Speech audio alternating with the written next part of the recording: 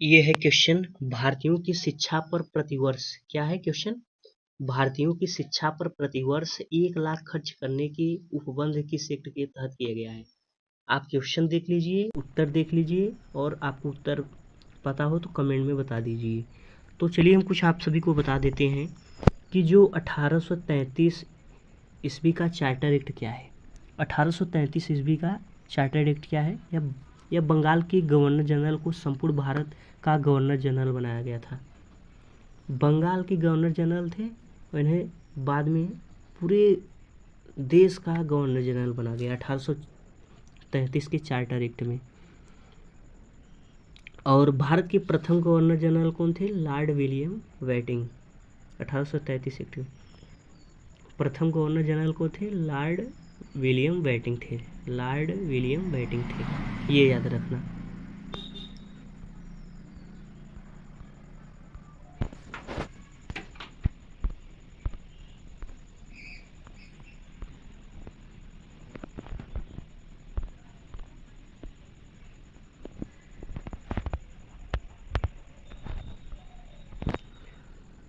जो भारत की शिक्षा पर प्रतिवर्ष 1 लाख खर्च करने के उपबंध किस एक्ट के तहत किया गया था? क्वेश्चन देख लीजिए, उत्तर पता हो तो उत्तर दे दीजिए, और नहीं तो आप कुछ समझिए। पहला हम जान लेते हैं कि 1833 ईस्वी का चार्टर एक्ट क्या है। 1833 ईस्वी का चार्टर एक्ट क्या है? यह इस एक्ट में भारत के गवर्नर जनरल थे, जो बंगाल के गवर्नर जनरल, उन्हें हम भारत के पूरे भारत का गवर्नर जनरल बना दिए थे। ये अंग्रेजों द्वारा एक्ट आया था कि अब इन्हें पूरे देश का गवर्नर जनरल बना दिया जाएगा 1833 ईस्वी के चार्टर एक्ट में। और 1784 का पिट्स इंडिया एक्ट क्या है? 1784 का पिट्स इंडिया एक्ट क्या है? इस एक्ट में द्वैध शासन की शुरुआत हुई थी, और इसमें बोर्ड ऑफ डायरेक्टर व्यापारिक मामले थे और बोर्ड ऑफ कंट्रोलर राजनीतिक मामले थे। दो डायरेक्टर्स बनाए थे, दो बोर्ड थे, जो एक बोर्ड ऑफ डायरेक्टर्स था। बोर्ड ऑफ डायरेक्टर्स का क्या काम था? व्यापारिक मामला। और बोर्ड ऑफ कंट्रोलर का क्या मामला था? राजनीतिक मामले का ध्यान देना। अगला है 1999 का मार्ले मिंटो सुधार अधिनियम क्या है? 1919 का मार्ले मिंटो अधिनियम क्या है? ये क्या है भाई? इसमें क्या किया गया था? इसमें वायसराय कौन थे? Lord Chelmsford. भारत का सचिव मेंडिग्यू था। कौन था? मेंडिग्यू। ये क्या किया था भाई? इस अधिनियम में क्या किया था वो? इस अधिनियम में क्या किया था? इसके अंतर्गत द्वैध शासन की स्थापना की थी, और द्वैध शासन के जनक किसे माना जाता है भाई? लियोनस कार्टियस को। और अगला है 1813 का ईस्वी का चार्टर एक्ट। 1813 ईस्वी का चार्टर एक्ट, इसमें क्या क्या हुआ था? इस चार्टर में पहली बार ईसाइयों का मिशनरियों का भारत में धर्म प्रचार की अनुज्ञा दी गई थी, और इसमें कंपनी के व्यापारिक एकाधिकार को समाप्त कर सभी जनों को व्यापार अधिकार प्रदान की, किंतु चीन के साथ व्यापार और चाय के साथ व्यापार नहीं कर रहे थे। और शिक्षा पर 1 लाख खर्च करने की उपबंध किया गया था। भारतीयों के लिए यह बहुत बढ़िया एक्ट था भाई। 1813 ईस्वी का चार्टर एक्ट, भारतीय शिक्षा 1 लाख करने का उपबंध था। ठीक, तो इसका सही जवाब क्या हो जाएगा? ये तो आप जान ही गए हैं, 1813 ईस्वी का चार्टर एक्ट। अगला क्वेश्चन देखते हैं क्या है। भारत शासन अधिनियम 1935 के तहत निम्नलिखित में कौन सा विषय संघ सूची में शामिल नहीं था? तो इसका सही जवाब क्या हो जाएगा? अगर जानते हो तो कमेंट में जवाब दो, नहीं तो देखो। तो क्या नहीं शामिल किया गया था? तो कुछ बता देते हैं, तो आप ही जवाब दे देंगे। तो पहले हम जान लेते हैं कि भारत शासन अधिनियम 1935 क्या था। ये बहुत इंपॉर्टेंट अधिनियम है, कसम से ये पढ़ लीजिएगा भाई, बहुत इंपॉर्टेंट है। यह 1935 में ये बनाया गया अधिनियम, या 1937 से लागू किया गया था, ये याद रखना। और इसमें द्वैध शासन, मतलब केंद्र में द्वैध शासन लाया गया और जो प्रांत में द्वैध शासन था उसे समाप्त कर दिया गया था। और बात करते हैं कि इसके संघ सूची में क्या सम्मिलित किया गया था। संघ सूची में 59 विषय सम्मिलित किया गया था, जिसमें जल, थल, वायुसेना, विदेशी मामले, डाकघर, तार बीमा, बैंक इत्यादि थे। और जो प्रांतीय विषय था उसमें 54 थे स्थानीय महत्व के लिए।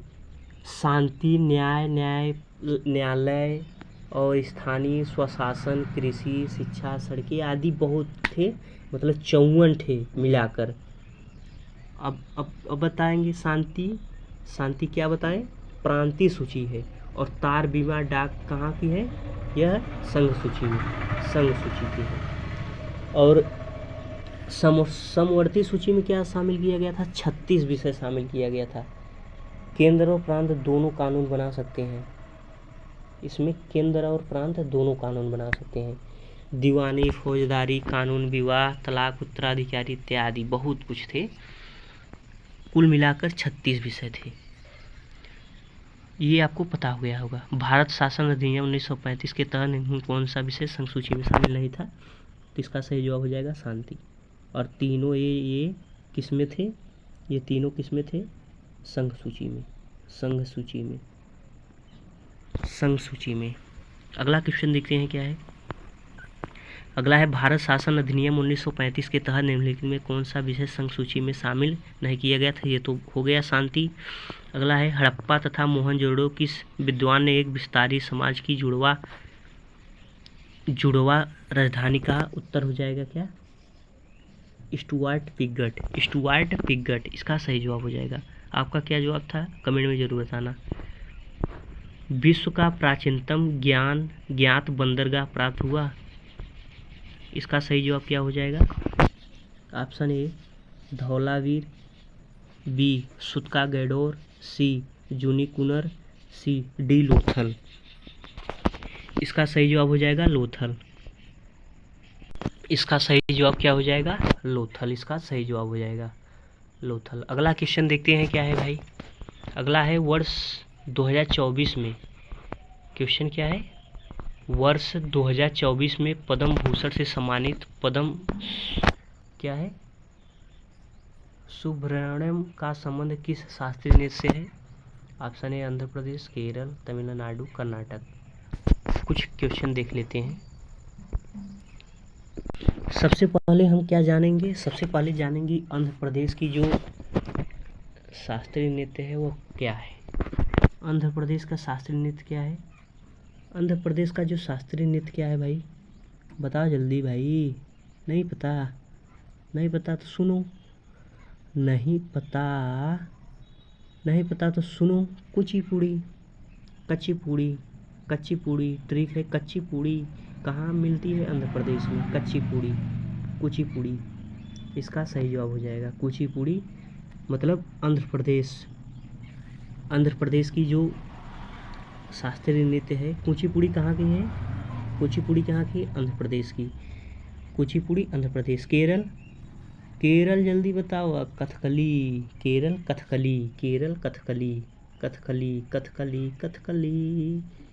कथकली। तमिलनाडु कहाँ की है, भरतनाट्यम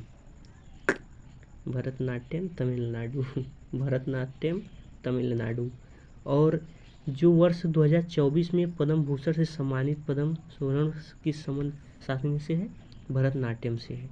यह कहाँ की है, तमिलनाडु की, ये याद रखना। और वैजयंती माला थी, ये भी पद्म विभूषण 2024 में पाई थी। और एक और है यामिनी कृष्ण मूर्ति, 2016 में पाई थी, ये याद रखना। अगला क्वेश्चन देखते हैं क्या है। अगला है भरतनाट्यम, पूरा बता दें यार, शास्त्रीय नृत्य तो ख़त्म ही कर दें आज। तो सबसे पहला शुरू देखो, सबसे पहला है भरतनाट्यम कहाँ का है, तमिलनाडु का। आप बता दीजिए, ये भरतनाट्यम तमिलनाडु, ठीक है, भरतनाट्यम तमिलनाडु। और दूसरा है कथक। कितने नृत्य हैं शास्त्रीय नृत्य, 8 हैं। 8 शास्त्रीय, मुख्य रूप से 8 शास्त्रीय नृत्य हैं। और पहला हम आपको बताएं क्या है, भरतनाट्यम। दूसरा क्या है भाई, कथक जो यूपी का है।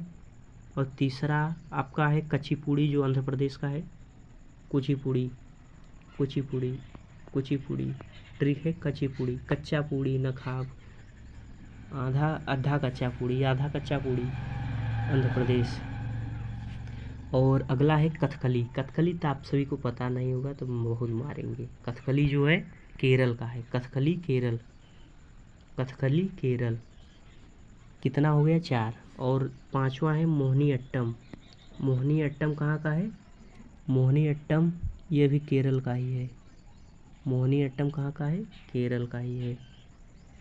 और 6वां कहाँ का है, 6वां यानी उड़ीसी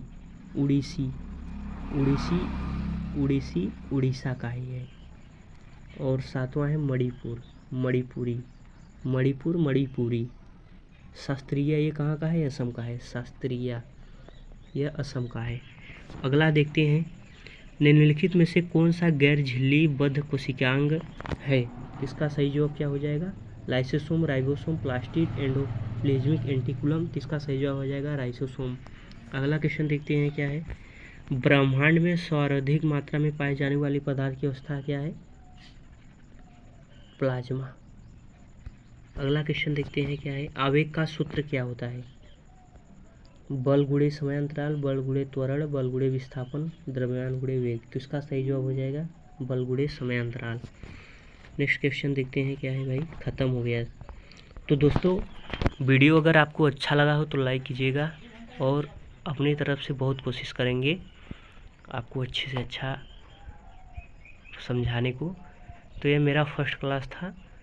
तो दोस्तों बहुत मेहनत किए हैं इस क्लास में। क्वेश्चन ये ऐसे नहीं है, बहुत खोजे हैं तब मिला है। तो दोस्तों आप कौन सा कितने 10 में से कितने आंसर दे पाए हैं यह कमेंट में ज़रूर बताना। और वीडियो अच्छा लगा तो लाइक कीजिएगा और चैनल को सब्सक्राइब कर लीजिए। मिलते हैं नेक्स्ट वीडियो में। धन्यवाद। पढ़ाई कीजिए, छोड़िए मत, उम्र कितना भी हो जाए, ये याद रखना।